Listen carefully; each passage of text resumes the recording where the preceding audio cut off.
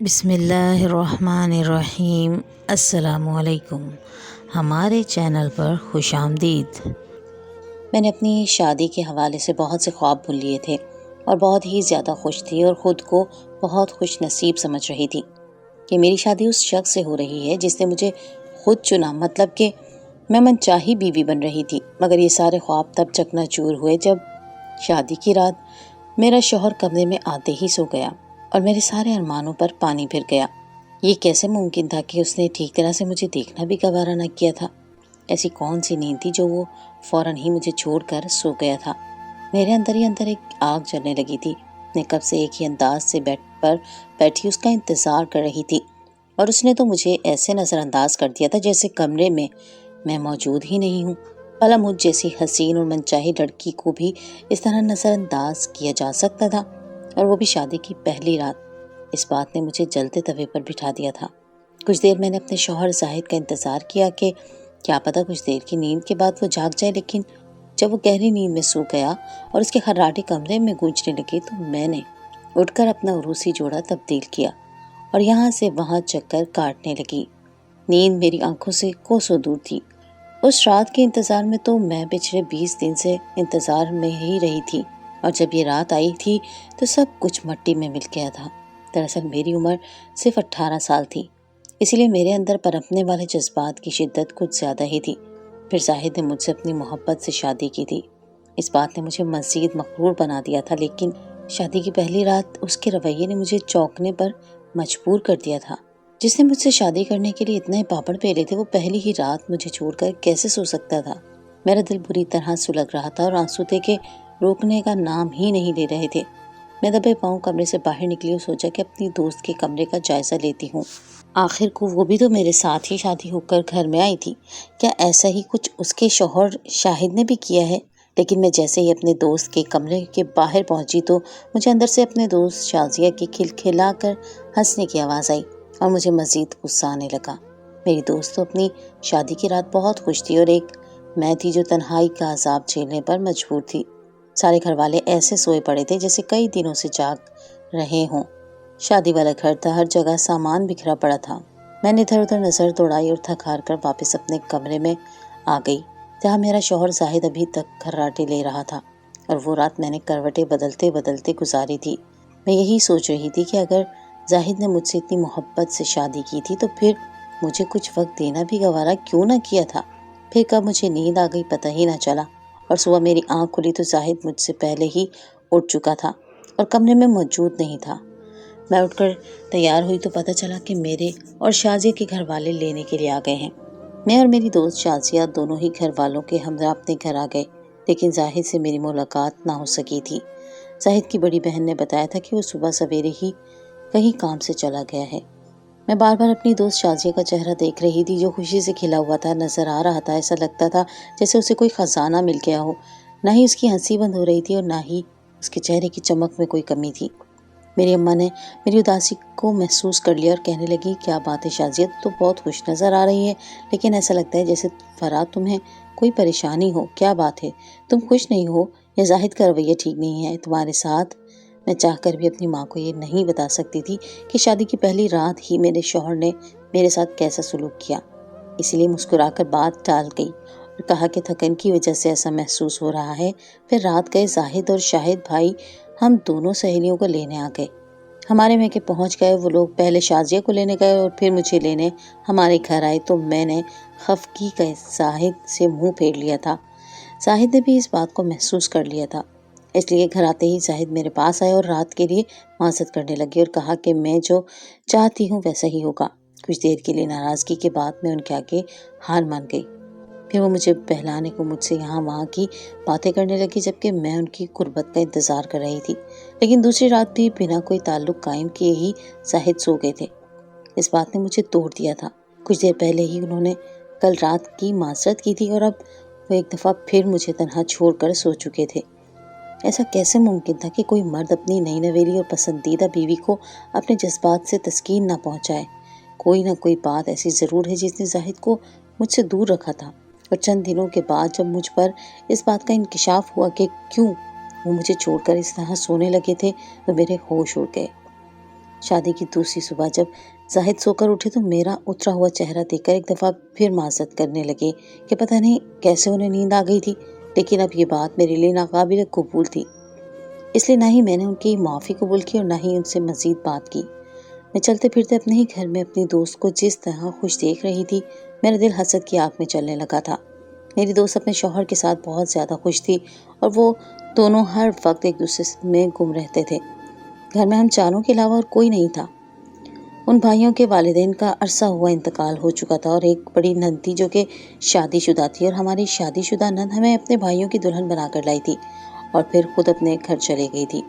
گھر میں کس طرح کی کوئی پریشانی نہیں تھی، ہر طرف سکون ہی سکون تھا، لیکن اس کے باوجود بھی مجھے وہ خوشی حاصل نہ ہو سکی تھی جس کی میں حقدار تھی۔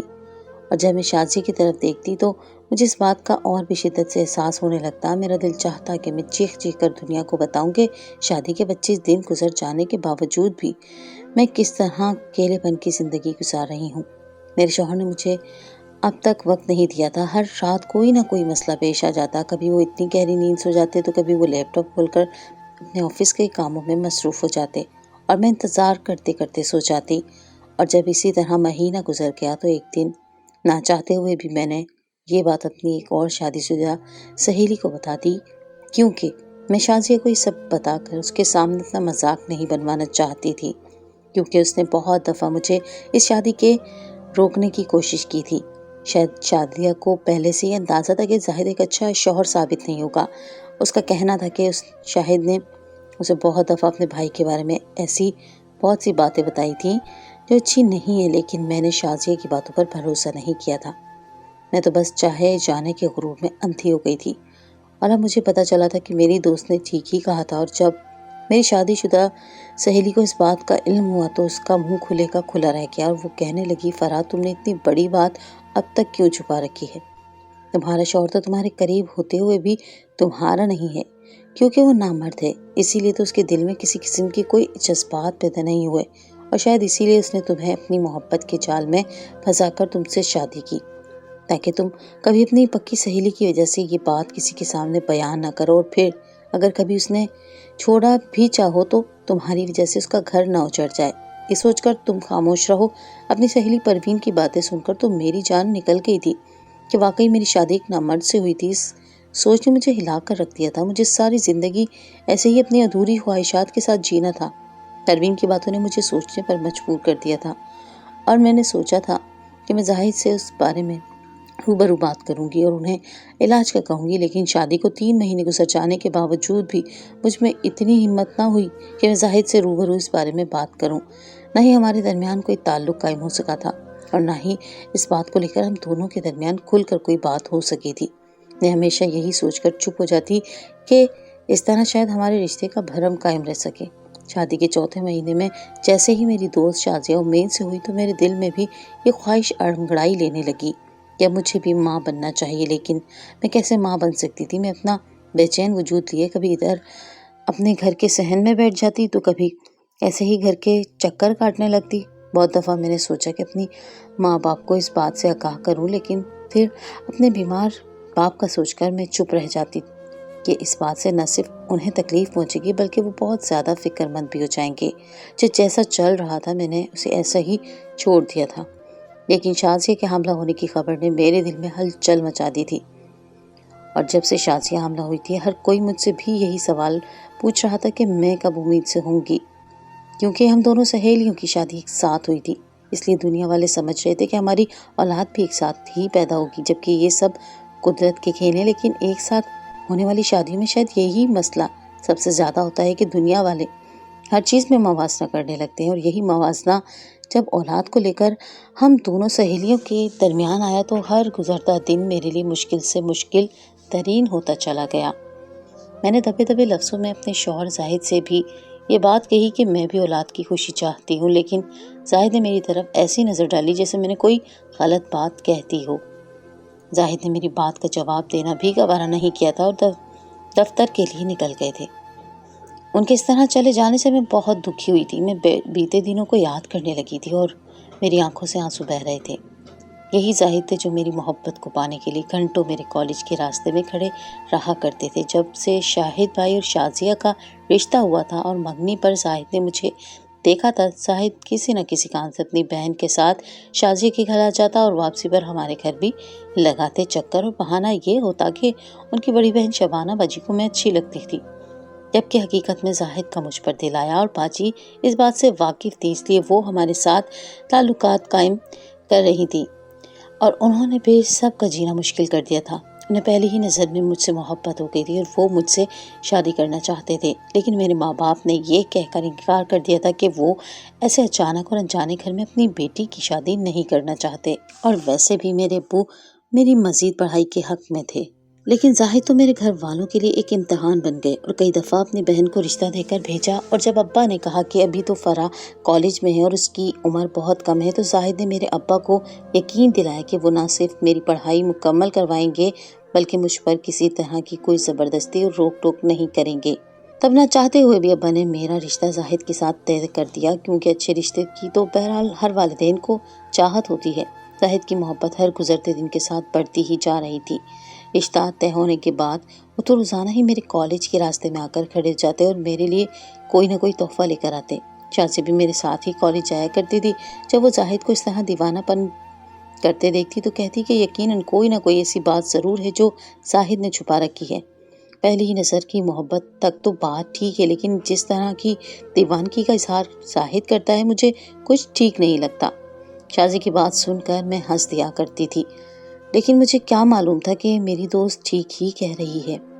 زاہد کی یہ دیوانگی تو دراصل ان کے اندر کی کمزوری چھپانے کا ذریعہ تھی۔ انہوں نے اپنی محبت کا ایسا جال بچھایا تھا کہ میں بنا سوچے سمجھے اس میں پھنس گئی تھی اور اب بن پانی کی مچھلی کی طرح تڑپ رہی تھی۔ شادی کے چہرے کی خوشی، شاہد بھائی کے اس رویے کے ساتھ اور جس طرح وہ دونوں ایک دوسرے میں گم نظر آئے تھے، میرے لیے سب برداشت کرنا مشکل ہو گیا تھا، کیونکہ میری زندگی میں یہی سب تو تھا نہیں۔ یہ سب برداشت کرتے میری ہمت ختم ہو گئی اور میں جنونی سی ہو گئی، مگر افسوس تو یہ کہ زاہد ایسے ہی رہ رہے تھے جیسے ان کو میری کسی تکلیف سے کوئی سروکار نہیں۔ میں دن بدن کمزور اور خاموش مزاج ہوتی جا رہی تھی، مگر زاہد کو کوئی پرواہ نہیں تھی۔ پھر میں نے سوچ لیا کہ میں بھی امید سے ہوں گی اور ایک بچے کی ماں ضرور بنوں گی۔ اگر زاہد مجھے اولاد نہیں دے سکتے تو کیا ہوا، میں کسی نہ کسی طرح بچہ حاصل کر ہی لوں گی۔ جس طرح زاہد کے نامرد ہونے والی بات کسی کو نہیں معلوم، اسی طرح یہ بات بھی کسی کو پتہ نہیں چلے گا کہ یہ بچہ کس کا ہے۔ میرے دل و دماغ میں اب بس ہر وقت یہی جنگ جاری تھی اور مجھے اچھا برا کچھ بھی سجھائی نہیں دے رہا تھا۔ پہلے تو غلط کام سوچنے پر مجھے میرا ضمیر ملامت کرتا تھا، مگر اب میری ہمت بالکل ختم ہو گئی اور جو میں نے سوچا تھا وہ مجھے بالکل ٹھیک اور جائز لگا تھا۔ اور پھر مجھے وہ موقع مل ہی گیا جب میں اپنی اس خواہش کو پورا کر سکتی تھی۔ زاہد کو دفتر کے کام سے رات دیر تک دفتر میں رکنا تھا اور شازیہ کی طبیعت خراب ہونے کی وجہ سے اس کی ماں اسے اپنے ساتھ لے گئی تھی، کیونکہ یہاں اس کا خیال رکھنے والا کوئی نہیں تھا۔ میں بھی کم عمر اور نا تجربہ کار تھی، اس لیے شازیہ کی اماں نے شازیہ کو میرے آسرے نہیں چھوڑا تھا اور اس روز شاہد بھائی بھی جلدی گھر آ گئے۔ شاید ان کو بخار ہو رہا تھا۔ اب شاہد بھائی گھر میں میرے ساتھ تنہا تھے۔ میں نے چائے بنائی اور دوائی کے ساتھ چائے لے کر رات کے وقت میں شاہد بھائی کے پاس پہنچ گئی اور ان کے ساتھ بیٹھ کر باتیں کرنے لگی، لیکن دراصل میرے دل میں تو کچھ اور ہی چل رہا تھا۔ پھر کافی دیر تک شاہد بھائی کے ساتھ باتیں کرنے کے بعد میں نے آہستہ آہستہ انہیں اپنی اداؤں میں الجھانا شروع کر دیا۔ اپنے مقصد کے لیے میں نے جان بوجھ کر لباس بھی ایسا ضبط کیا تھا کہ میرے حسین بدن کے خد و خال واضح نظر آ رہے تھے۔ میں تھی بھی بہت حسین، جبکہ شازیہ بس ٹھیک ہی تھی، نہ زیادہ پیاری اور نہ ہی زیادہ بدصورت۔ اور پھر کچھ حرارت، اور اس حرارت کی وجہ سے جو میں نے گولی دی تھی شاہد بھائی کو، اس میں ہلکا سا نشہ بھی ہوتا ہے۔ میں نے اسی بات کا فائدہ اٹھایا تھا اور شاہد بھائی کو اپنے جال میں پھنسا لیا تھا۔ پہلے ہی وہ میرے واضح نظر آتے بدن اور دوا کی وجہ سے بہکے بہکے ہو رہے تھے، یعنی میرا جو ارادہ تھا میں اس کو آرام سے پورا کر سکتی تھی، اور پھر اولاد کے حصول کی خاطر میں وہ کر گزری تھی جس کے بارے میں شاید کوئی عورت سوچ بھی نہیں سکتی۔ میں نے اپنی دوست کے شوہر کے ساتھ تعلق بنانا چاہا تھا، کیونکہ مجھے کسی بھی صورت اولاد چاہیے تھی۔ اپنا مقصد پورا کر کے میں واپس اپنے کمرے میں لوٹ آئی تھی اور بالکل بھی شرمندہ نہیں تھی، بلکہ خود کو ہلکا پھلکا اور پرسکون محسوس کر رہی تھی۔ زاہد صبح کے قریب گھر لوٹے تھے اور تھکے ہارے آتے ہی سونے کے لیے لیٹ گئے تھے۔ میں نے خود بھی بہت زیادہ تھک چکی تھی، اس لیے مجھے بھی نیند آ گئی، اور جب صبح میری آنکھ کھلی تو زاہد کمرے میں ہی موجود تھے۔ کہنے لگے آج میں آفس نہیں جاؤں گا بلکہ آج ہم تمہارے کالج چلیں گے، میں تمہارا آگے ایڈمیشن کروا رہا ہوں جیسا کہ تمہاری خواہش تھی۔ میں نے ایک نظر زاہد پر ڈالی اور دل میں سوچا کہ مجھے خود سے دور رکھنے کا یہ بہت اچھا طریقہ ہے۔ میری پڑھائی کا بہانہ بنا کر مجھے مزید دوری اختیار کر سکتے ہیں اور میری پڑھائی کے بہانے اپنی نامردی چھپا سکتے ہیں، لیکن میں تو اپنے حصے کا کھیل کھیل چکی تھی۔ اب مجھے بس اس دن کا انتظار تھا جب میں بھی حاملہ ہوتی اور اولاد کی خوشی حاصل کر لیتی۔ کبھی کبھی میں سوچتی کہ زاہد مجھ سے اس اولاد کے بارے میں سوال کریں گے تو میں کیا جواب دوں گی، لیکن دوسرے ہی پل مجھے خیال آتا کہ وہ کبھی مجھ سے ایسا سوال نہیں پوچھ سکتے کیونکہ وہ خود بھی تو نامرد ہیں، اور نہ ہی وہ مجھے اولاد دے سکتے ہیں، اور میں نے بھی تو کبھی ان کی نامردی پر سوال نہیں اٹھایا تھا، اس لیے وہ بھی میرے کردار پر سوال نہیں اٹھا سکتے۔ شاہد بھائی کے ساتھ تعلق قائم کر کے میرے جذبات کو بھی کچھ سکون مل گیا تھا اور میں ہر وقت حاملہ ہونے کا انتظار کرنے لگی تھی۔ اس دوران میں نے بالکل یہ بات محسوس نہیں کی کہ اب شاہد بھائی پہلے سے بھی زیادہ شرمندہ اور پریشان سے ہیں، اور گھر بھی بہت کم آتے تھے، اور اگر آتے بھی تو اپنے کمرے میں ہی رہتے۔ شاید اس رات کی شرمندگی تھی ان کو، مگر مجھے سب کے کوئی فرق نہیں پڑتا تھا۔ میں بس اپنے شوق کے پورا ہونے کا انتظار کر رہی تھی، لیکن مجھے کیا معلوم تھا کہ مجھ پر کیسی قیامت گزرنے والی ہے۔ ہماری شادی کو پورے 9 مہینے ہونے والے تھے، اور یہ 9 مہینے میں نے زاہد کی قربت کے بغیر ہی گزار دیے تھے۔ یہ بھی ایسی ہی ایک رات تھی۔ زاہد ہمیشہ کی طرح جلدی سو چکے تھے اور ان کے سونے کے کچھ دیر بعد مجھے بھی نیند آ گئی تھی، لیکن جب آدھی رات کو میری آنکھ کھلی تو زاہد کمرے میں موجود نہیں تھے۔ اتنی رات کو زاہد کہاں گئے ہیں، یہی سوچ کر میں نے زاہد کو تلاش کرنے کے لیے کمرے سے باہر گئی، اور جب ڈھونڈتے ڈھونڈتے میں باورچی خانے کے دروازے پر پہنچی تو اندر سے زاہد اور شازیہ کی دبی دبی آوازیں آ رہی تھی۔ میں دروازے کے باہر ہی کھڑی ہو گئی اور ان کی باتیں سننے لگی، اور پھر جو سچ میرے سامنے آیا اس نے میرے رونگٹے کھڑے کر دیے۔ شازیہ زاہد سے کہہ رہی تھی کہ بس کچھ دن اور اسی طرح گزار لو، پھر سب کچھ ٹھیک ہو جائے گا، جبکہ زاہد تو جیسے تڑپ اٹھے اور کہنے لگے کہ پہلے ہی میں 9 مہینے اس طرح گزار چکا ہوں، اب میرے لیے مزید ایسے رہنا ممکن نہیں ہے۔ میں کب تک ایسے اپنے آپ سے جنگ لڑتا رہوں گا اور اپنے جذبات پر قابو پاتا رہوں گا۔ زاہد کی باتوں نے میرے ہوش اڑا دیے تھے۔ وہ شازیہ سے یہ سب کیا کہہ رہے تھے؟ میں نے دروازے کی جھری سے اندر جھانکا تو شازیہ نے زاہد کے کاندھے پر ہاتھ رکھا ہوا تھا، اور وہ کہہ رہی تھی کہ بس کچھ وقت اور پھر سب کچھ نارمل ہو جائے گا۔ تم نے ہی جلد بازی میں شادی کر لی، اگر تھوڑا وقت رک جاتے تو ایسا نہ ہوتا۔ میں نے تم سے اس وقت بھی کہا تھا کہ فراز سے شادی کر کے غلط فیصلہ نہ کرو، بلکہ کچھ وقت رک جاؤ۔ شازیہ اور زاہد کو آدھی رات کے وقت ایک ساتھ باورچی خانے میں دیکھ کر اور ان کی باتیں سن کر نہ صرف میری جان نکل گئی تھی بلکہ میں جان بھی گئی تھی کہ یہی وجہ تھی جو میری دوست نہیں چاہتی تھی کہ میں زاہد سے شادی کروں، کیونکہ وہ تو خود زاہد میں دلچسپی رکھتی تھی، بلکہ یہی نہیں زاہد نے بھی مجھے دھوکہ دیا تھا اور آدھی رات کو مجھے چھوڑ کر میری دوست کے یہاں مصروف تھے۔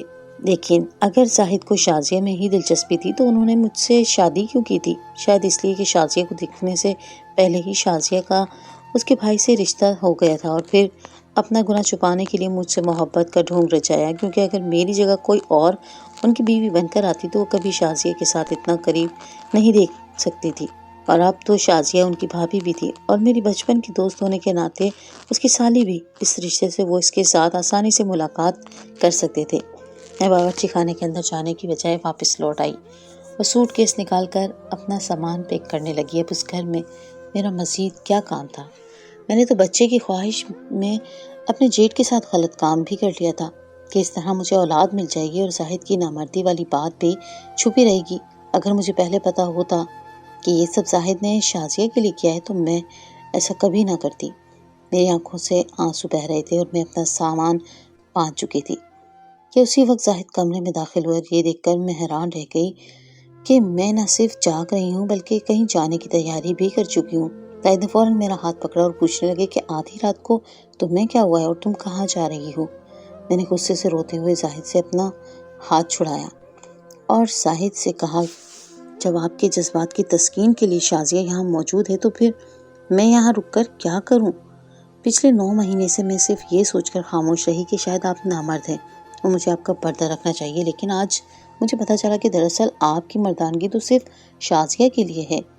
میری بات سن کر زاہد کی آنکھیں حیرت سے پھیل گئی اور انہوں نے میرے منہ پر اپنا ہاتھ رکھ دیا اور کہنے لگے، فرا کچھ تو ہوش کرو، تم کیسی باتیں کر رہی ہو؟ میں شازیہ کے ساتھ کیسے کچھ غلط کر سکتا ہوں؟ میں مانتا ہوں کہ میں نے اتنے دنوں سے تم سے دوری اختیار کی، لیکن صرف اس لیے کیونکہ تم آگے پڑھنا چاہتی تھی۔ شازیہ نے مجھے بتایا تھا کہ یہ تمہاری خواہش ہے کہ تم میرے ساتھ کوئی تعلق نہیں بنانا چاہتی ہو جب تک کہ تمہاری پڑھائی مکمل نہیں ہو جاتی، اور اسی لیے میں نے خود پر قابو پایا اور کبھی نیند کی گولی کھا کر سو جاتا تو کبھی خود کو کاموں میں مصروف کر لیتا۔ آج رات مجھے نیند کی گولی کھا کر بھی نیند نہیں آئی تو میں باورچی خانے میں پانی پینے کے لیے چلا گیا، اور وہاں شازیہ پہلے سے اپنے لیے کھانا گرم کر رہی تھی، اور میں شازیہ کو اکیلا پا کر اس سے اسی بات کا اظہار کر رہا تھا کہ میرے لیے اب تمہارے بغیر رہنا مشکل ہو گیا ہے۔ لیکن شازیہ مجھے سمجھا رہی تھی کہ بس کچھ وقت کی بات ہے، تمہاری پڑھائی پوری ہو جائے گی تو پھر تم میرے ساتھ اچھی زندگی گزارو گی۔ شازیہ نے تو شادی سے پہلے بھی تمہاری یہ خواہش مجھ تک پہنچائی تھی کہ تم اتنی جلدی مجھ سے شادی نہیں کرنا چاہتی بلکہ پڑھنا چاہتی ہو، لیکن میں نے ہی شازیہ سے کہا تھا کہ وہ تمہیں یقین دلا دے کہ میں تمہارے ساتھ زبردستی نہیں کروں گا، اور اسی لیے میں نے شادی کی رات سے لے کر اب تک اپنے آپ پر قابو ہی رکھا ہوا ہے۔ لیکن پتہ نہیں تم کیا کچھ کہہ رہی ہو، جبکہ زاہد کی باتیں میرے سر سے گزر گئی تھی اور میں منہ کھولے ان کو سن رہی تھی۔ پتہ نہیں کیا سچ تھا اور کیا جھوٹ، لیکن نہ ہی شازیہ نے مجھے کبھی زاہد کا کوئی پیغام دیا تھا اور نہ ہی میں نے کبھی زاہد کے لیے شازیہ سے ایسی کوئی بات کہی تھی۔ اور جب میں نے یہی بات زاہد کو بتائی تو وہ کافی دیر تک سناٹے میں آ گیا، اور پھر زاہد غصے میں کمرے سے نکلا، اور جب تھوڑی دیر بعد لوٹا تو اس کے ساتھ شازیہ بھی تھی، جیسے وہ کھینچتے ہوئے ساتھ لایا تھا۔ اور پھر جب اس کے سامنے دوبارہ سے میں نے ساری بات کہی تو اپنے پکڑے جانے پر شازیہ پہلے تو گڑبڑا گئی، اور پھر اس نے شرمندہ ہوتے ہوئے اس بات کا اعتراف کر لیا کہ وہ جان بوجھ کر ہم دونوں کے درمیان غلط فہمی پیدا کر رہی تھی۔ وہ میرے سامنے زاہد کو نامرد ثابت کرنا چاہتی تھی اور زاہد کے سامنے مجھے کم عمر اور نادان۔ دراصل زاہد کی میرے لیے جو محبت اور دیوانگی تھی وہ اس سے برداشت نہ ہو سکی تھی، کیونکہ شاہد بھائی سنجیدہ مزاج کے انسان تھے، اس سے شکیل جیسی محبت نہ کرتے تھے۔ ان کا رشتہ ایک ارینج میرج تھا اور زاہد بہت شوق اور چلبلے سے تھے، اور انہوں نے مجھ سے محبت سے شادی کی تھی، اور شازیہ کو ہمیشہ شوق اور چلبلے سے مرد بہت پسند تھے، کیونکہ ایسے مرد پیار بھی زیادہ کرتے ہیں۔ اس لیے وہ حسد کا شکار ہو گئی تھی اور اس نے سوچا تھا کہ وہ اس طرح ہم دونوں کی زندگی میں دوریاں پیدا کر کے کبھی ہمیں ایک نہیں ہونے دے گی، اور ہم دونوں کی غلطی یہ تھی کہ ہم نے میاں بیوی ہونے کے باوجود بھی ایک دوسرے سے بات کرنے کی بجائے غیروں سے بات کرنا مناسب سمجھا۔ اگر میں اپنے دوست سے بات کرنے کی بجائے سیدھا زاہد سے بات کرتی تو شاید اتنے مسئلے پیش نہ آتے، اور اگر زاہد بھی شازیہ کو درمیان میں لانے کی بجائے مجھ سے میری مرضی جاننے کی کوشش کرتے تو شاید یہ 9 مہینے ہم دونوں ایسی اذیت میں نہ کاٹتے۔ جو بھی تھا، شازیہ کی اس غلطی کی وجہ سے بہت کچھ بگڑ گیا تھا۔ میں دل ہی دل میں اپنے اس گناہ کی وجہ سے بے حد شرمندہ ہو گئی تھی، اور میں نے خدا کا شکر ادا کیا تھا کہ میں حاملہ نہیں ہوئی تھی، ورنہ شاید میں ساری زندگی کبھی زاہد کے آگے سر نہ اٹھا پاتی۔